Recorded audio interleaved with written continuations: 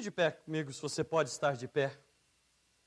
Graças a Deus que para aquele que confia no Senhor, a mensagem desse hino é: não posso fugir do teu espírito. Significa que o Senhor sempre está conosco. Essa é a certeza, a confiança que temos.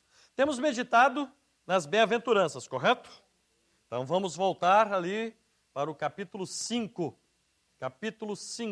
do Evangelho de Mateus.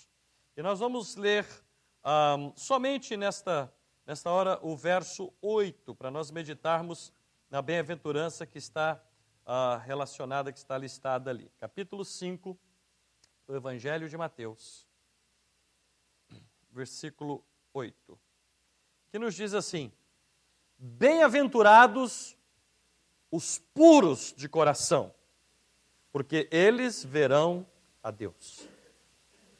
Bem-aventurados os puros, ou talvez alguma outra versão diz, limpos de coração, porque verão a Deus. Senhor, mais uma vez queremos te exaltar, te glorificar, porque o Senhor é Deus presente na vida de cada um de nós. Como até a mensagem da canção, do cântico que foi entoado, tocado aqui, não podemos nos ausentar da presença do Teu Espírito.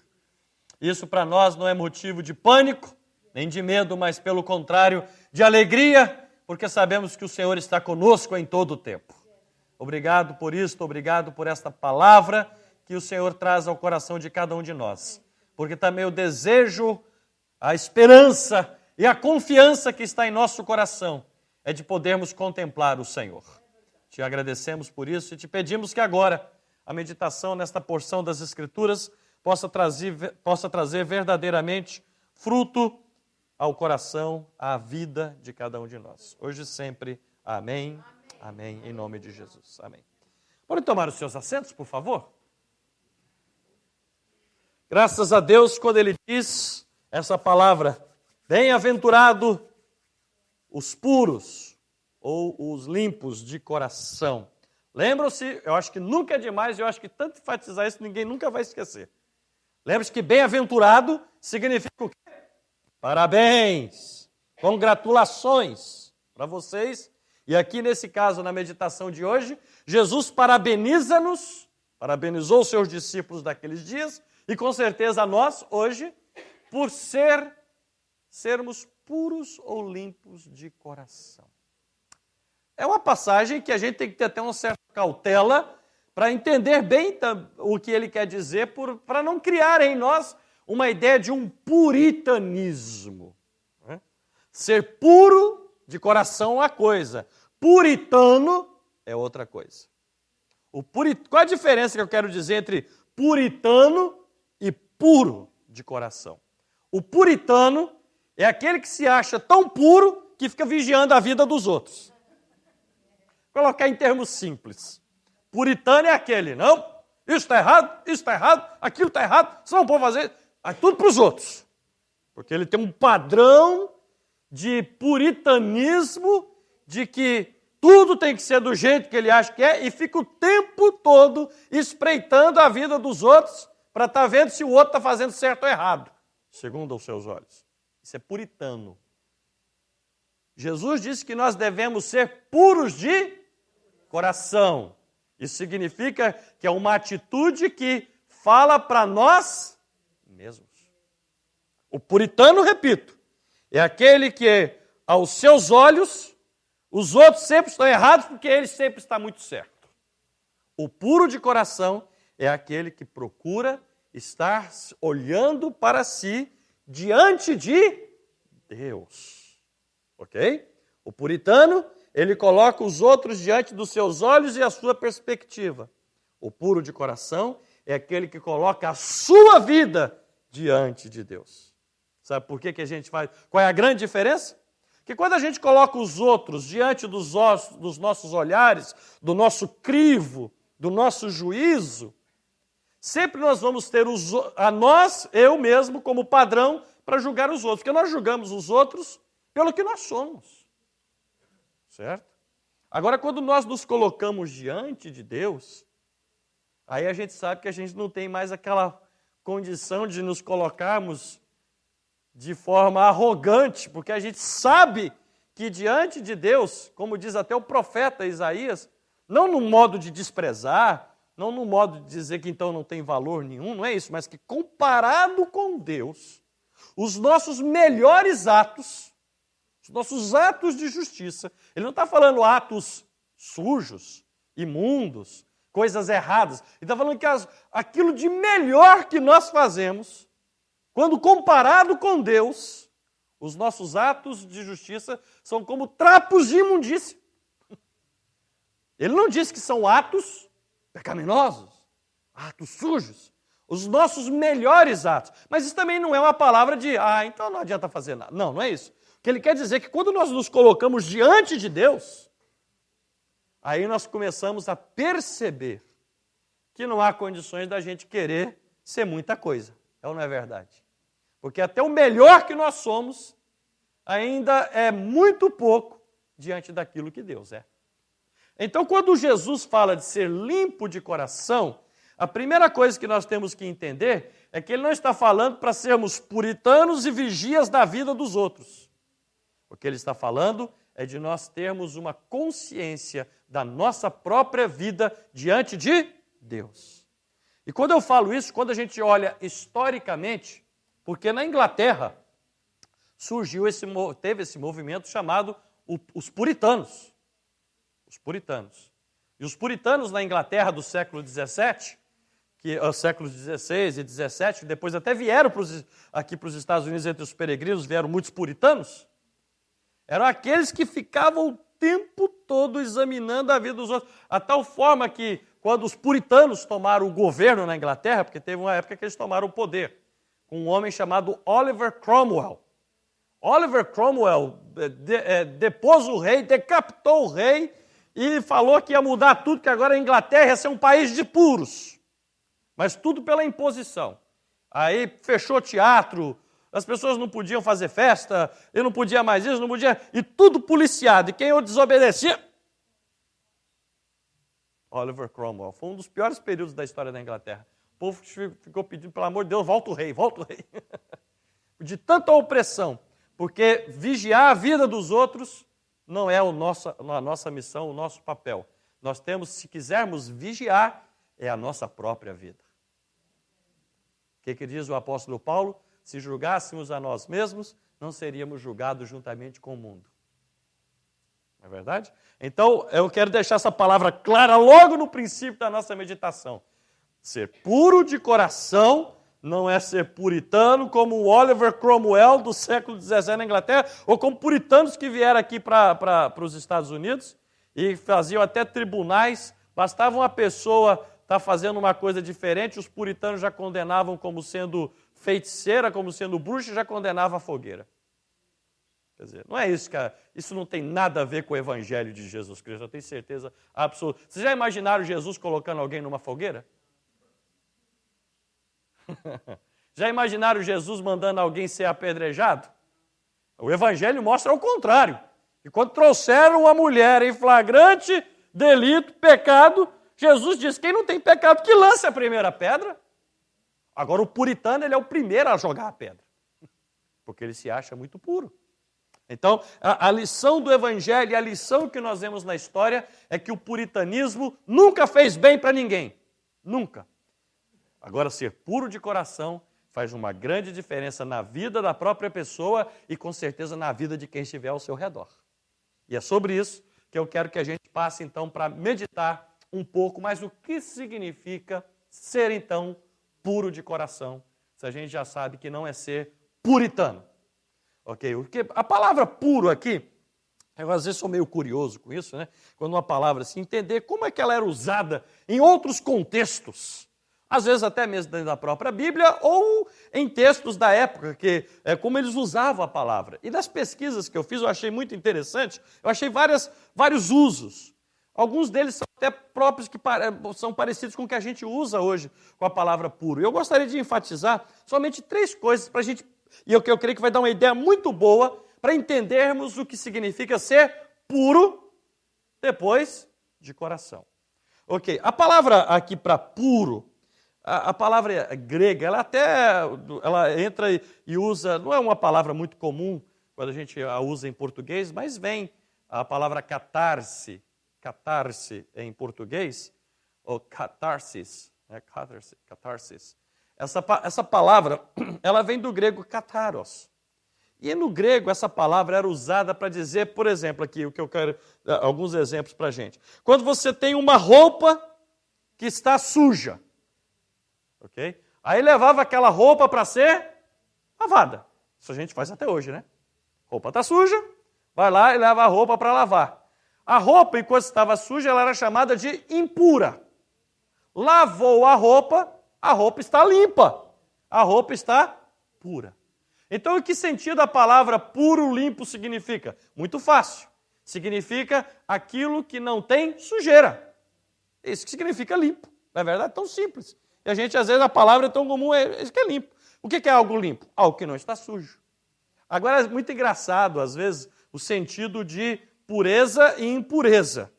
Né? Se você está comendo uma comida deliciosa, um bife português, que tem aquele molho maravilhoso, que é uma delícia, não é verdade? Você come, quando termina de comer, fala, dá para trazer mais um pedacinho aí? Mas se um pouco daquele molho cai na sua roupa, o mesmo que você pôs na sua boca, que é delicioso. Na boca é delicioso, na roupa é sujeira.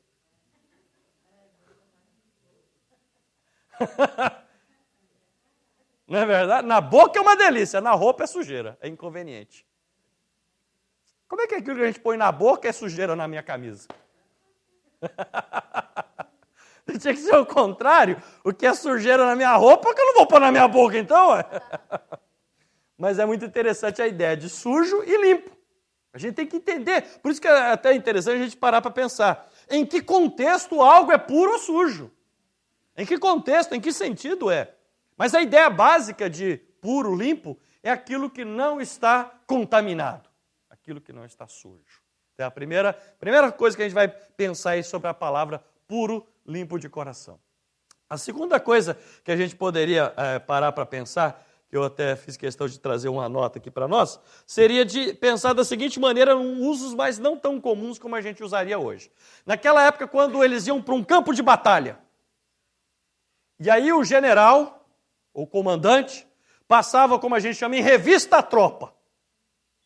E se ele começasse a identificar que no meio da tropa tinha soldado tremendo com medo, gente com covardia, sabe o que ele fazia? Ele mandava tirar aqueles da tropa.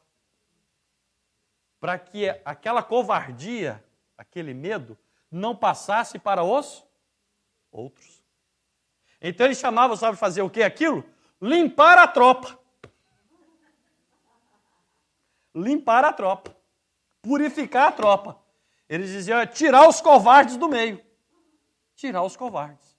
Por quê? E eu nunca me esqueço que na época até o pastor Zé Pedro também serviu um tempo, até mais do que eu, ele ficou mais animado do que eu, na aeronáutica brasileira por Você ficou quantos anos? 3 anos lá? 2? Só 1 e meio? Eu achei que você ia ficar mais tempo. Né? Já foi muito, né? Eu fiquei 1 ano e já achei muito. Mas eu nunca me esqueço do dia que eu fiquei. A gente foi, eu ainda estava na esperança de não ficar. Eu queria ser dispensado. Aí, de repente, aí a gente está ali, aí chegou o capitão, não lembro o nome daquele homem, um capitão, aí colocou a gente ali e aí falou assim, agora vamos dar uma volta, correr aqui ao redor do quartel. Aí já foi logo, do jeito que a gente estava, não estava nem com roupa de soldado ainda, com a roupa que cada um chegou, de calça jeans, e uns de sapato, outros de os tênis ou sneakers, né, como fala aqui, aí correu ao redor, aí depois já chegou ali e falou assim, tem mais esse aqui, você está dispensado, isso aqui, foi levando, e aí a gente ficou, né? Aí ele falou assim, agora que foram embora os mentirosos, porque muita gente pedia dispensa, dizendo que tinha que ajudar a família, que tinha não sei o quê. Ele falou assim, muitos é mentiroso, não vai fazer nada, só quer ir embora. Agora que foram embora os mentirosos, que foram embora os doentes, que foram embora os imprestáveis, vocês são os melhores, vocês ficaram. Eu falei, Jesus... Vocês são os melhores, vocês ficaram. Eu falei, oh meu Deus, vou ter que... E esse foi o primeiro dia, né? Eu falei, depois dessa corrida, primeiro dia, que tem mais 364 dias depois de hoje. Mas é muito interessante que eles usavam essa palavra que está usada aqui no Evangelho para puro, limpo, quando o comandante, o capitão da tropa, passava e olhava aqueles que esses não estão bons para estarem aqui. Tiravam. Quando tiravam aqueles, eles falavam, foi feita uma limpeza. Foi feita uma purificação na tropa. Então, achei muito interessante. Então, a ideia, de novo, de limpeza, de puro aqui, é de quê? É de tirar aquilo que pode contaminar. É tirar aquilo que possa interferir negativamente sobre os outros. Vai contaminar. Então, está limpo, está isento de sujeira, está isento daquilo que possa ser contaminador. E uma outra expressão também, um outro exemplo, que tem é quando dizia que um vinho era puro, ou leite estava puro. Era quando ele não tinha mistura de nada. Se adicionou água ao leite, virou o leite da tampinha verde aqui, né?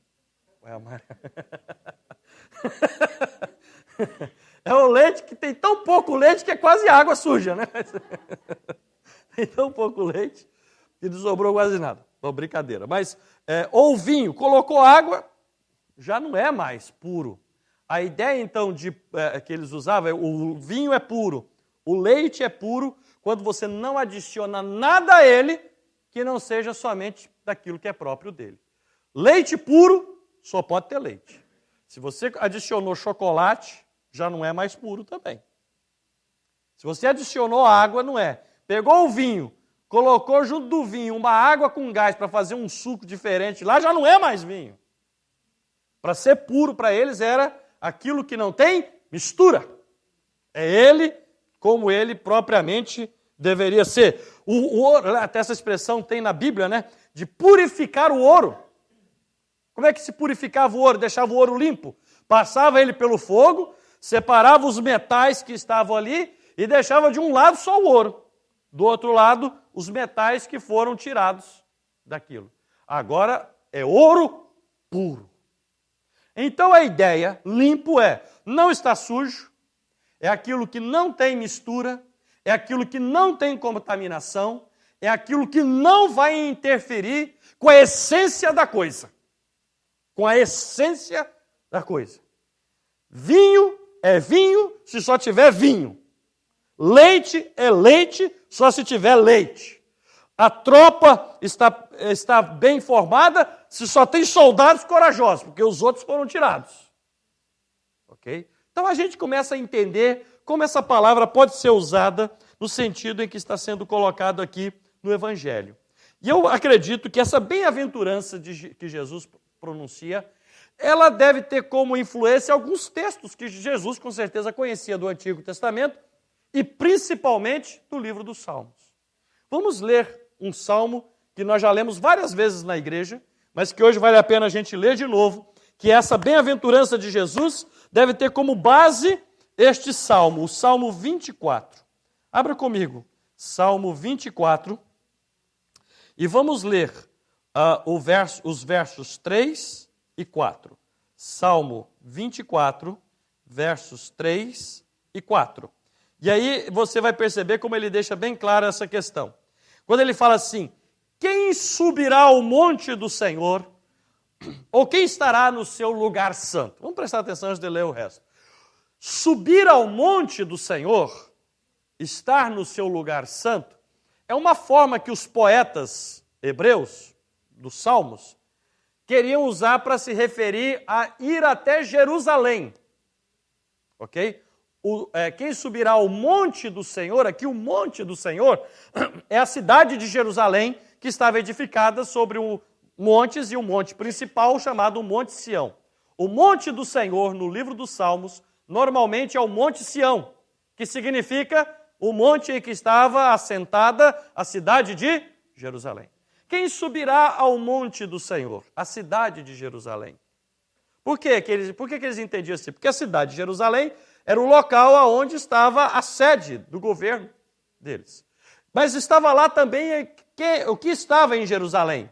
Quem subirá ao monte do Senhor ou estará no seu lugar santo? Qual é o lugar santo a que ele se refere? O lugar santo a que ele se refere é o templo, que estava em Jerusalém. Ok? Então, em outras palavras, se a gente traduzisse aqui, ele diria assim: quem vai subir até Jerusalém para ir ao templo?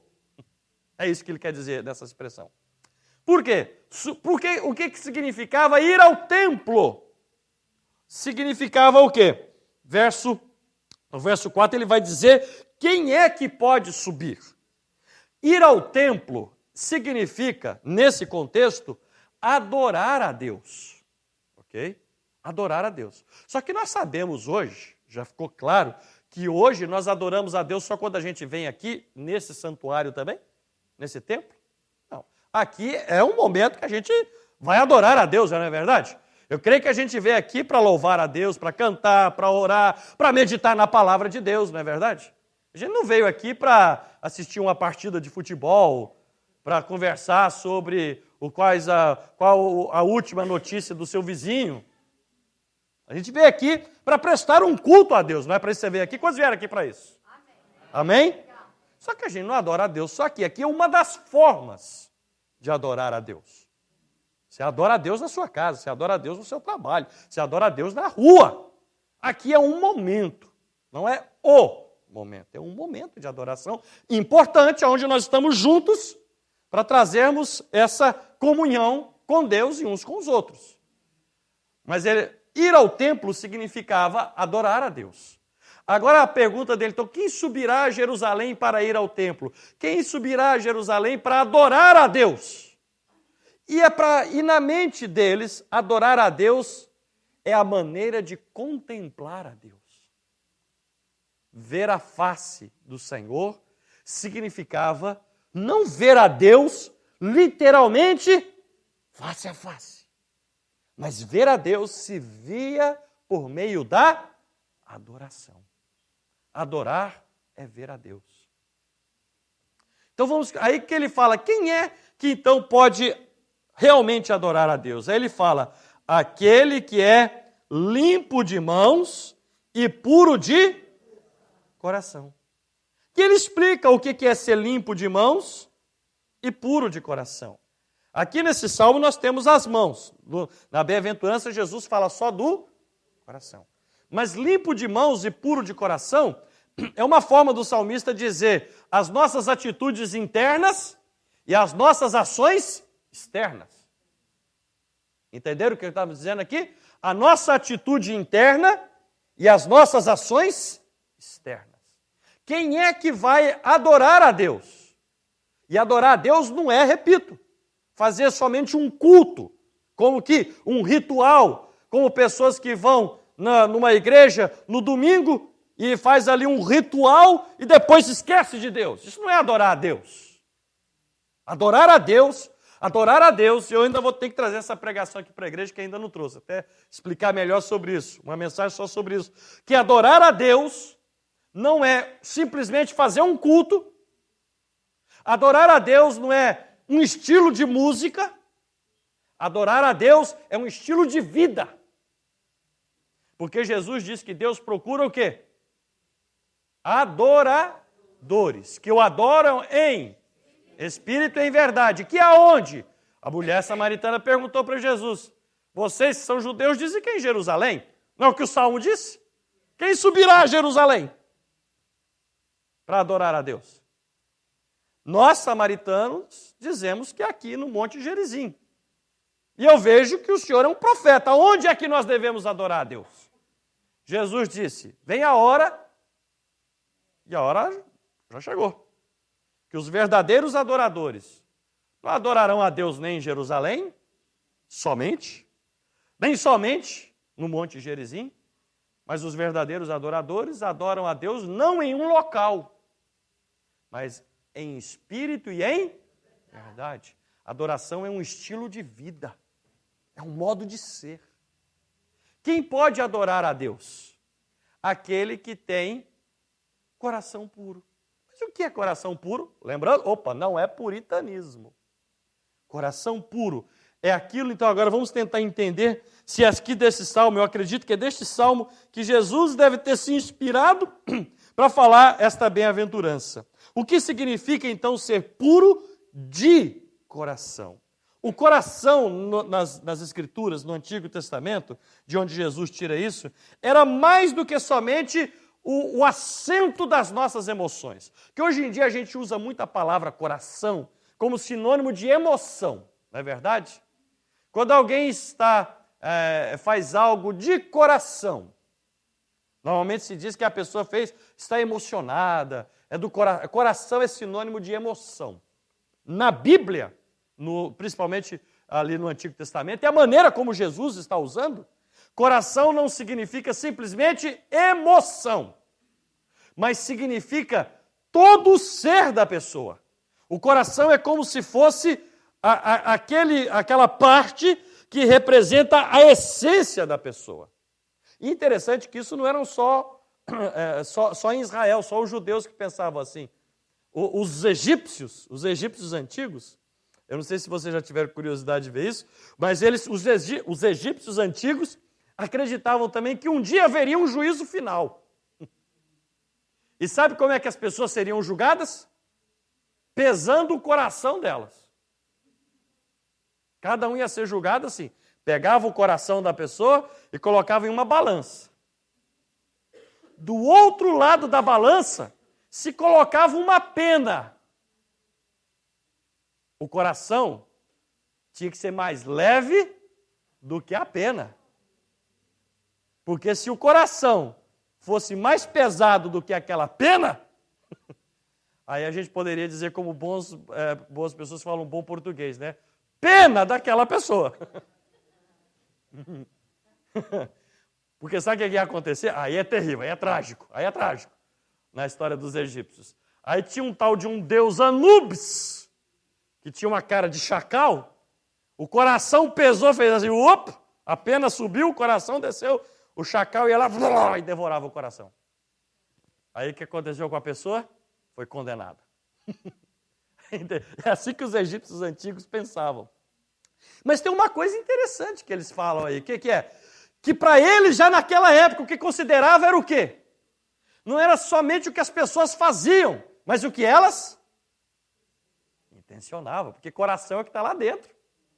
E às vezes ninguém vê. Às vezes a pessoa faz uma coisa, mas no coração tem outra.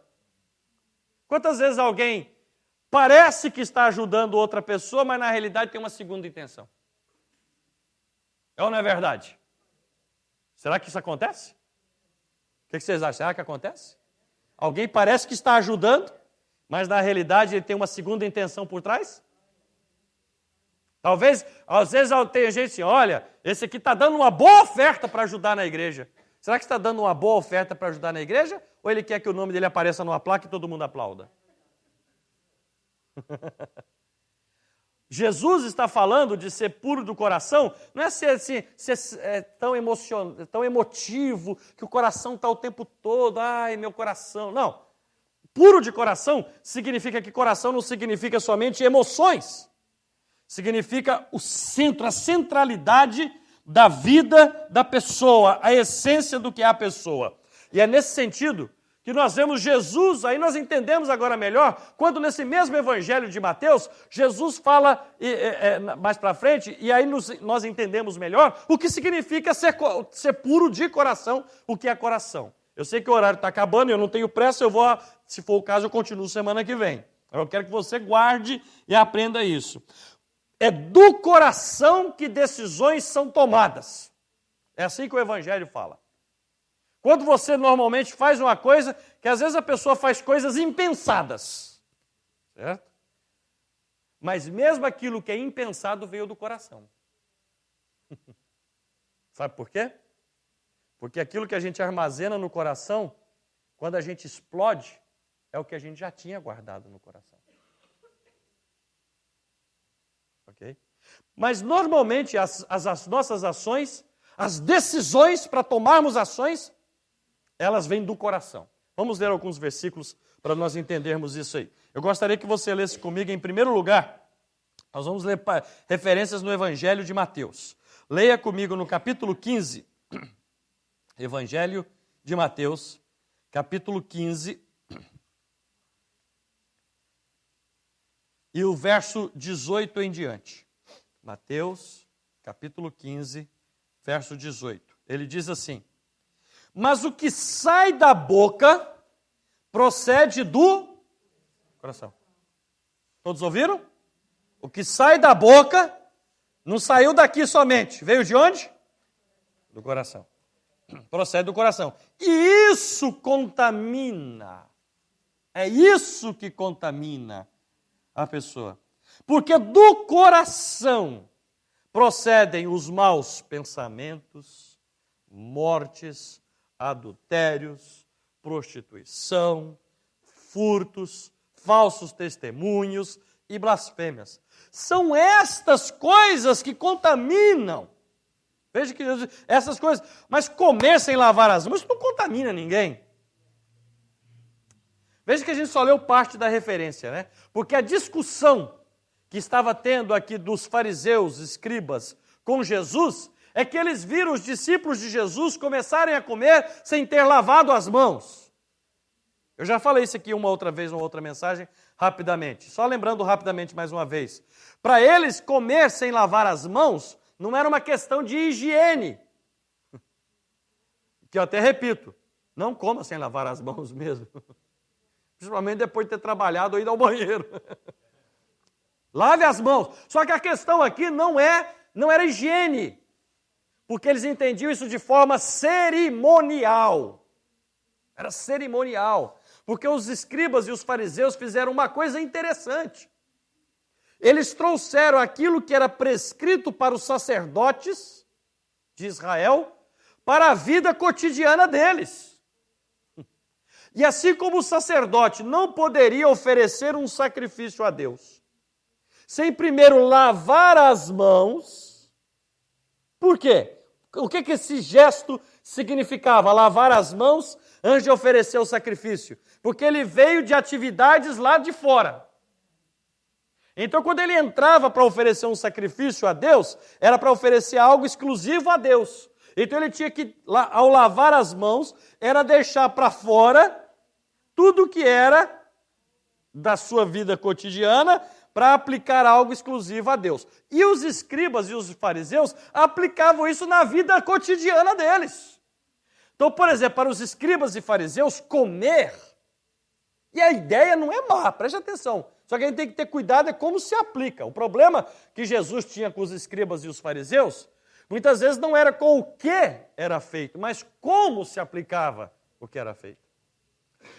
Aí, para os escribas e os fariseus, comer não era simplesmente para matar a fome. Comer era também uma forma de prestar culto a Deus. E quem vai dizer que está errado? Não é verdade? Comer, por isso que quando a gente vai comer, a gente ora. É uma forma de agradecer a Deus, não é isso? Pelo alimento. Então eles entendiam assim, se comer sem lavar as mãos, eu estou trazendo contaminação para a minha vida. E como é que eu vou cultuar a Deus se eu trouxer contaminação para dentro da minha vida? Só que aí eles estavam confundindo uma coisa. E aí é onde Jesus alerta. A ideia de lavar as mãos, a ideia de comer, e como uma forma de que também é adorar a Deus. Mas a gente tem que ter cuidado que o que contamina a cada um de nós não é o que nós comemos, é o que nós já guardamos dentro do nosso coração. E o que contamina, portanto, é não o que entra pela boca, mas o que sai do coração.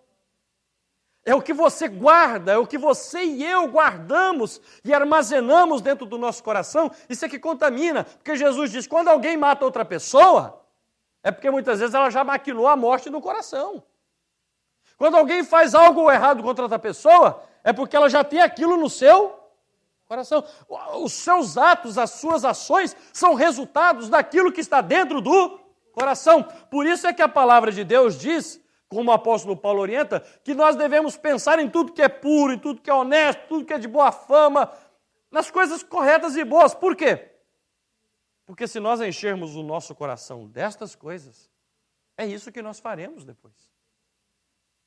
Mas se enchermos o coração de, como Jesus fala, de morte, adultério, prostituição, de tudo que não presta, mentira, falsidade, engano, o que é que nós vamos fazer uma hora? O que a gente colocou no coração.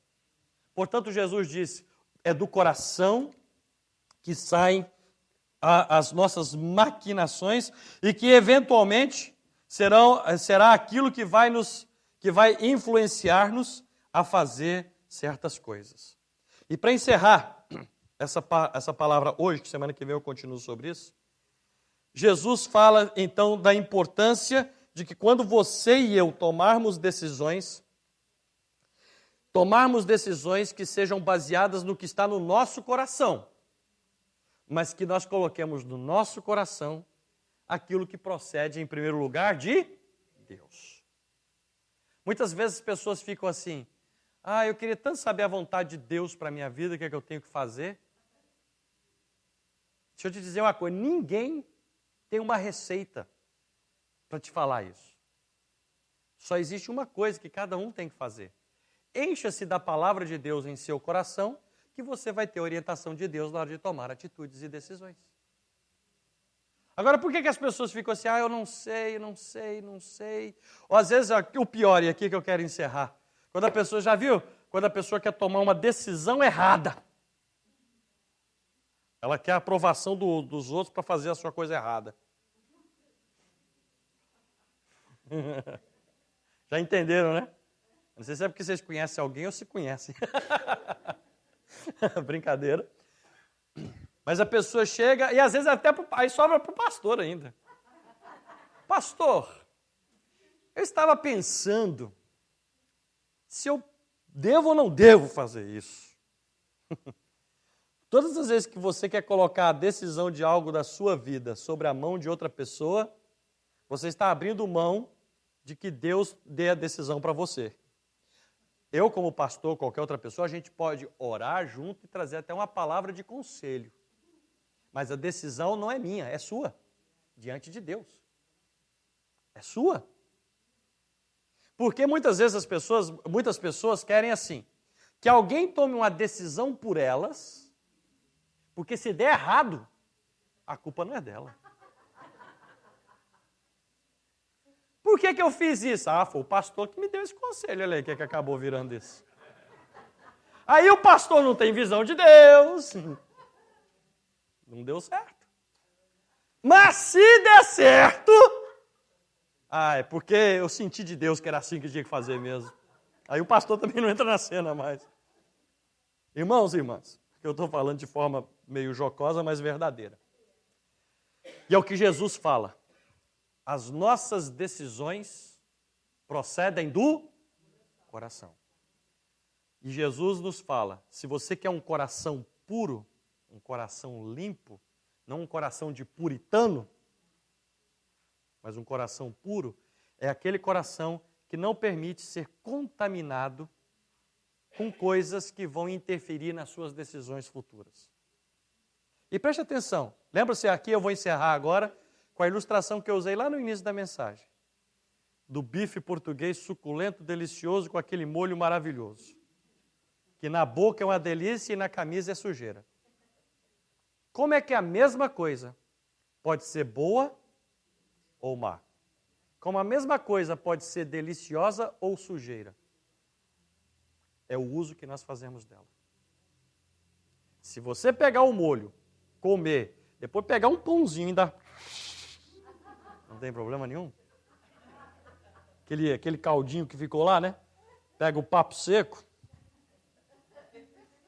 Agora você imagina que você pega aquele mesmo molho. Gente, eu gosto tanto desse molho que eu quero andar com ele todo dia. Joga na sua camisa.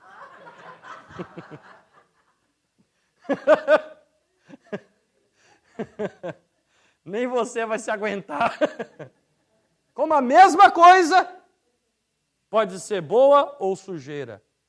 É assim a vida, em tudo que a gente faz. Porque muitas vezes até coisas boas podem vir a se tornar uma influência negativa em nossas decisões futuras diante de Deus. Quem é que é contra nós termos alegria, prazer, confraternização, festejarmos, mas se isso te afastar de Deus, será que está sendo bom? bênçãos. Bênçãos supostamente é para nos aproximar de Deus, não é verdade? Mas Deus fala para o povo de Israel lá em Deuteronômio, mas não deixe que o seu coração, que o teu coração te engane. E comece a olhar para as bênçãos que eu estou te dando como uma forma de te afastar de mim. Pensando que eu tenho porque eu fiz.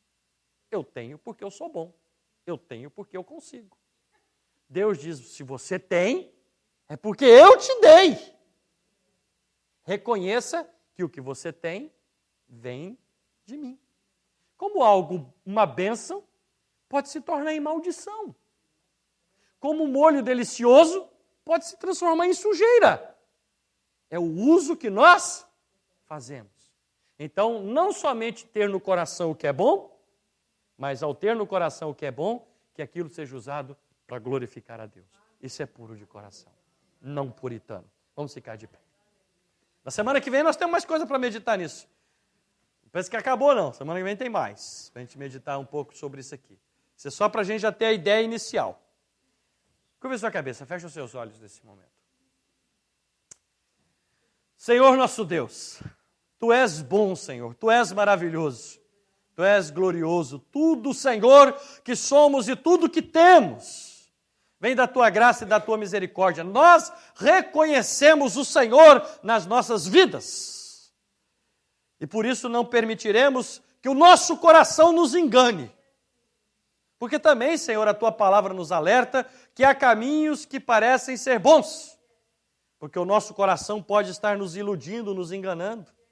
Coração limpo, coração puro é aquele que permite que o Senhor guarde dentro dele aquilo que é bom. Escondi a Tua palavra no meu coração, diz o salmista, para não pecar contra Ti. Por isso, Senhor, queremos ter o nosso coração aberto ao Senhor, para que as coisas do Senhor sejam armazenadas em nosso coração, para que o nosso coração esteja puro, limpo, para que não nos tornemos puritanos, acusadores, pretensiosos, de que somos porque somos bons. Mas puro de coração significa que eu olho para o Senhor e reconheço a minha necessidade de Ti. Somente o pobre de espírito, somente aquele que reconhece a sua total destituição pode receber do Senhor o total entendimento. Por isso eu te peço, Senhor, ajuda-nos a compreender esta palavra, para guardá-la no coração, para que a seu tempo possamos praticá-la na nossa vida cotidiana. Em nome de Jesus. Livra-nos do puritanismo, livra-nos do farisaísmo, que é pegar aquilo que é correto, que é bom, mas transformá-lo em um mero ato de cerimonialismo religioso. Queremos que a vida de pureza do Senhor esteja instaurada em nós, para que o resultado que Jesus promete se cumpra em nossa vida. Ver a Deus, ver ao Senhor. Mas isso, Senhor, nós ainda temos mais e mais para alcançar do Senhor. Em nome de Jesus te oramos, hoje e sempre. Amém e amém, em nome do Senhor Jesus. Graças a Deus. Que o Senhor é bom, nós sabemos. Vamos louvar ao Senhor nessa hora e vamos cantar bendizendo ao Senhor. Aleluia.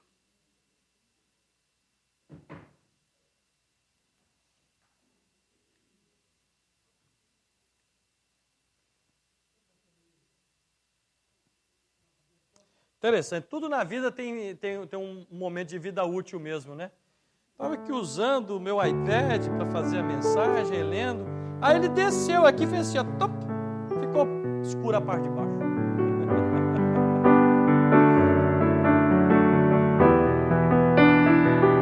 Vamos cantar, renova-me, Senhor. Se você conhece esse cântico, louve a Deus. Se não conhece, aprenda. E faça desse cântico também como uma forma de oração diante do Senhor. Renova-me, Senhor Jesus.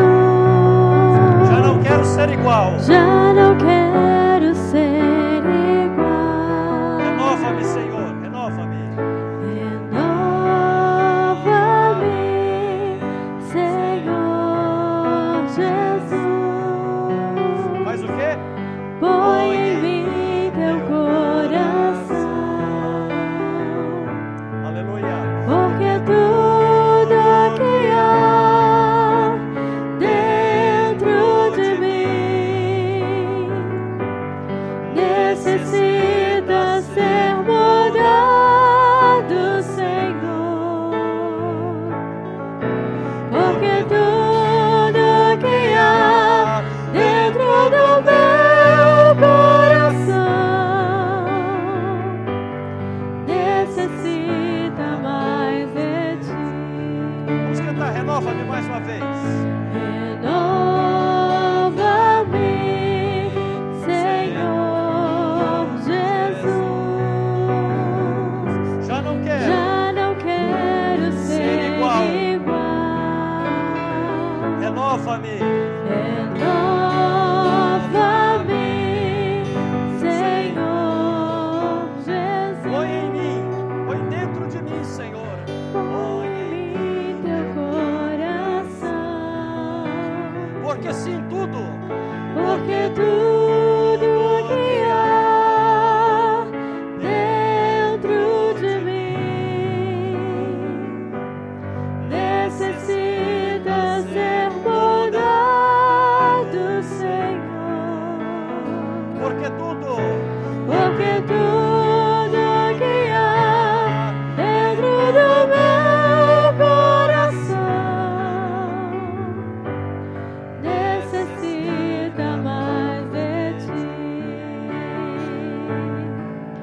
porque tudo que há dentro de mim necessita ser mudado, Senhor, porque tudo que há dentro do meu coração necessita mais de ti. diga, necessita. Necessita mais de ti. Mais uma vez, necessita. Necessita mais de ti. Dê uma salva de palmas, louve ao Senhor por isso, aleluia. Graças a Deus, aleluia. Amém. Deus nos abençoe a todos, tenhamos uma boa semana. Nesta terça-feira nós temos marcado para termos até uma reunião com toda a igreja. Se você pode estar, não deixe de estar presente. Nós queremos trazer alguns relatórios para a igreja, queremos tratar mais de alguns assuntos que nós já temos colocado diante da igreja, como aquele do projeto que está sendo colocado aí no coração. Esperamos que seja um projeto que venha do coração de Deus para nós, né? De fazermos aqui, termos uma escola ou começar com um daycare, alguma coisa que está aí fluindo no coração, para a gente colocar, vermos como também vamos proceder adiante com isso. Então temos alguns projetos, temos relatórios, temos coisas para serem trazidas à igreja e nós queremos fazer nessa terça-feira, como já estava marcado para o dia 28, tá bom? É importante nós entendermos que a obra de Deus deve ser feita segundo a orientação de Deus, aguardando sempre os recursos que venham de Deus, ok? Que é até muito importante entender, já falei isso, às vezes tem gente aí pensando que porque a gente colocou o projeto de fazer a escola, que a igreja já está com 1 milhão no caixa. Nós ainda precisamos dos recursos. Mas eu creio que quando algo vem de Deus, Deus também manda os recursos. Vocês concordam comigo? Amém? Não é que a igreja está esbanjando dinheiro, sobrando, não. Porque um projeto é de Deus, não é quando a gente tem o recurso para fazer. Se a gente tem o recurso para fazer, é nosso o projeto. É de Deus, é quando a gente conta com Deus para mandar os recursos. Ok? Se a igreja tivesse 500 mil no caixa, agora a gente vai fazer. Então é obra da igreja. A gente quer fazer a obra de Deus. Nós vamos colocar os projetos e aí nós vamos começar a batalhar para que os recursos também apareçam de Deus. É assim que a igreja faz a obra de Deus. Se a gente só fizesse quando já tivesse o recurso, repito, não era obra de Deus, era obra da igreja. A obra de Deus é feita, Deus dá a visão e vamos fazendo as coisas na direção de Deus. Repetindo, mais uma vez, a frase de Hudson Taylor, que foi um missionário inglês na China do século XIX, final do século XIX, mais ou menos. ele tinha uma frase que eu acho fantástica. A obra de Deus, feita segundo a direção de Deus, sempre terá os recursos da parte de Deus. E é assim que eu creio que nós também devemos fazer. Amém? Então, terça-feira nós teremos uma reunião. Se você pode estar, não falte, ok? Que Deus nos abençoe a todos. Continue lembrando de orar pela irmã Sandra, que não está entre nós, que Deus possa também recuperá-la mesmo ali, né? Os médicos estão colocando as mãos, mas o Senhor é que é o dono da vida, né? Que o Senhor abençoe, graças a Deus por tudo. E temos algumas coisas que depois vamos falar mais à igreja, apresentar, mas eu vou fazer questão que a Sandra também esteja aqui nesse dia especificamente. Mas diga. Oh, é verdade, Aline. Você tem lá, Aline? Você tem a imagem, foto? Quanto tempo? Não, mas você vai dizer, como é que você não... Irmãos, tome só assento, só mais um minutinho.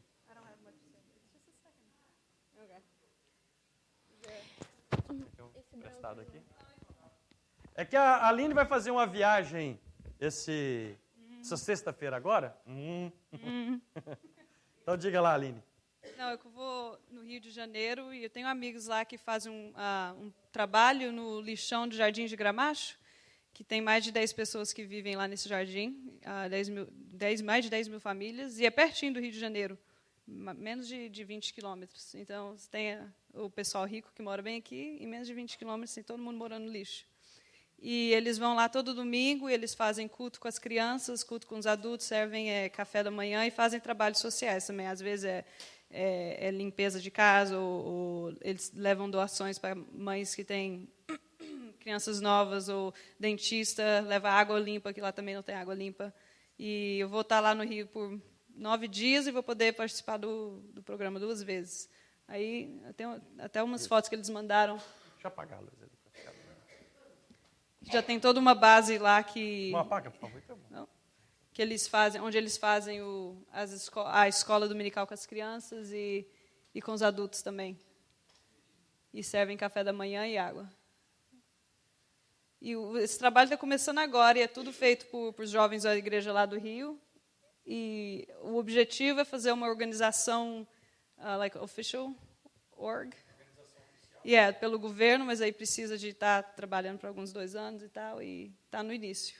Aí estou procurando fazer parte disso também. Bem, in our country, so. Esse é tudo lá. E quando ela fala, mora no lixão é lixão mesmo. Viu? Yeah. Esse era o lixo da cidade, e infelizmente tem gente que vai ali para pegar comida. Come do que recolhe ali.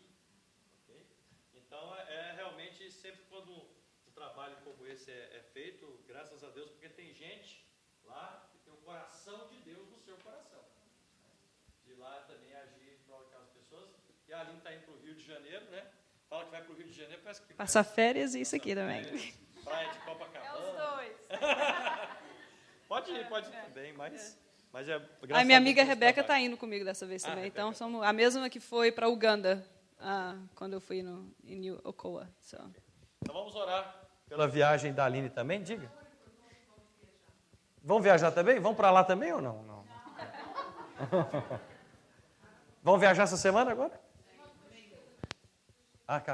Sim, aí sábado também, né? Tem o casamento. Só uma pergunta. Isso me fez, eu já estava pensando sobre isso. Quantos irmãos estarão aqui domingo que vem juntamente comigo? Porque semana que vem é dia 3 de julho, né? Tem gente que já está preparando viagem aí, na segunda-feira é 4 de julho. Os irmãos virão? As irmãs virão? Quantos virão? Amém. Então, graças a Deus. Então, já tem mais de 2. Se a Bíblia fala 2 ou 3, então nós já estamos bem servidos. Amém. Então, tá bom. Mas vamos orar, então, nesse momento. Vamos ficar todos de pé. Pastor Zé Pedro, vem até aqui à frente. Diga.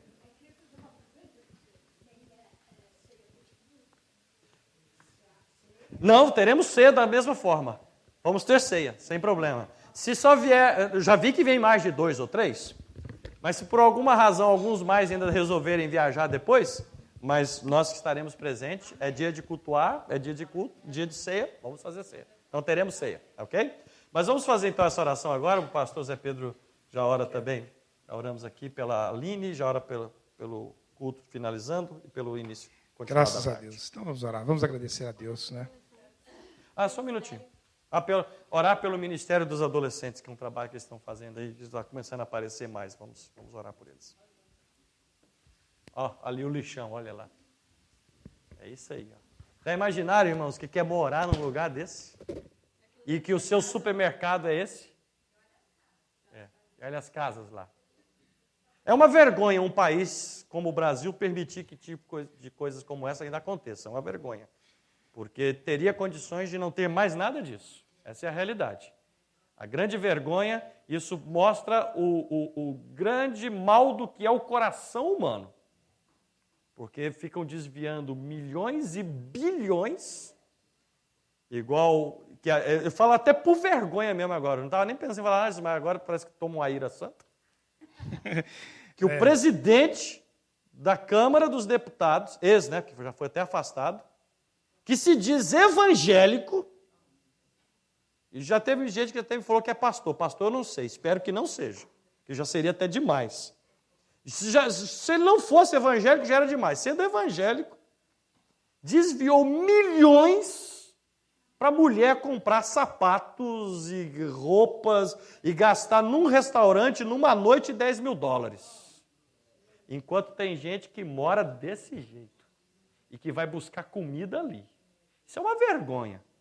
É por isso que a Epístola de Tiago diz, ricos miseráveis. Ricos miseráveis. Porque eles acham que estão no luxo, mas são miseráveis. Porque o Brasil é um país que isso aqui não podia acontecer. Mas, já que, infelizmente, os governantes têm o coração maligno, então, graças a Deus, que ainda se levanta gente para ir fazer alguma coisa por essas pessoas. Não dá para fazer por todos, mas que pelo menos fazer por alguns. Né? E a quem puder. Então, vamos orar por esse motivo também. É difícil mesmo, irmãos. A gente que conhece, já viu nos próprios olhos, sabemos que Deus tem... A palavra que nós ouvimos aqui, né? Os adoradores que adoram em espírito e verdade, né? Puro de coração e limpos de mãos, é isso aí. Então nós vemos que os governantes de um país tão rico, ainda deixam as pessoas viverem assim, por seus luxos. Mas, graças a Deus, que ainda tem pessoas que gostam de estar no meio deles para poder levar um pouco de conforto. E nós vamos orar para que, de alguma forma, Deus também use as nossas vidas para essas pessoas. Pai, muito obrigado, Senhor, por termos tido o privilégio de estarmos aqui nesta manhã juntos para glorificar o Teu nome, Senhor. Muito obrigado que o Senhor ainda levanta os jovens, Senhor, os adolescentes, para que seus corações estejam conectados a Ti para poder fazer a Tua vontade, Senhor. Para que seus corações realmente sejam corações de adoradores, que adorem o Seu Espírito em verdade, Senhor Jesus. Muito obrigado pela vida da Aline, Senhor, que tem no seu coração o desejo sempre de fazer algo, Senhor, para aqueles que necessitam de Ti, Senhor. Que ela continue, Senhor, com esse amor, com esse desejo, de colocar, Senhor, a sua vida à Tua disposição para o momento certo e na vontade do Senhor, para que ela faça a sua vontade, Senhor.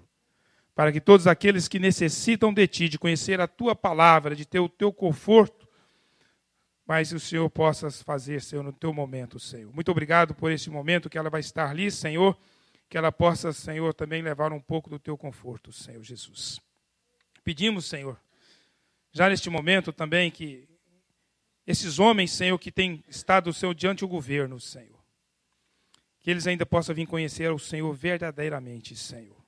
Que eles possam vir entender, Senhor, que tudo que é colocado, Senhor, diante de todos nós, Senhor, é do Teu amor, do Teu coração, Senhor. E que nós possamos usar segundo a Tua vontade, Senhor Jesus, saber dividir, Senhor. Não na ganância dos nossos corações, da nossa vontade para nós mesmos, Senhor Jesus. E entender, Senhor, que todas essas coisas passarão, Senhor. E a única coisa que vai ficar, Senhor, é o Teu amor e a vida eterna para contigo, Senhor Jesus. Mas queremos ser adoradores verdadeiros em nome de Jesus, Senhor. De todo louvor, toda honra e toda glória, Senhor. Colocamos todos os nossos irmãos, Senhor, em Tuas mãos, Senhor. que todos possam permanecer segundo a tua vontade e a tua palavra, Senhor Jesus, como adoradores verdadeiros e limpos de mão e de coração, Senhor. Muito obrigado, Senhor, por todos aqueles que têm o privilégio de colocar aqui as suas ofertas, Senhor, para ser usados segundo a tua vontade na tua casa, Senhor Jesus. Muito obrigado por aqueles, Senhor, que se dispôs a estar aqui para adorar e glorificar o teu nome verdadeiramente, Senhor. Pedimos também uma bênção para aqueles, Senhor, que passam por dificuldades, Senhor Jesus. Aqueles que precisam, Senhor, aprender a administrar a sua vida financeira, precisam de um novo trabalho, Senhor, precisa crescer, Senhor, financeiramente e ter a alegria de ofertar em tua casa, Senhor. Que a tua bênção seja sobre ele também, em nome de Jesus, Senhor. E que todos nós possamos continuar, Senhor, crescendo diante de Ti, em graça e em conhecimento, em nome de Jesus. De todo louvor, toda honra e toda glória seja dada a Ti, em nome de Jesus. Que o amor de Deus, a graça do nosso Senhor Jesus Cristo e a consolação do Espírito Santo de Deus esteja sobre todo o povo de Deus na face da terra. E todos nós possamos dizer amém. Vão na graça do Senhor, meus irmãos.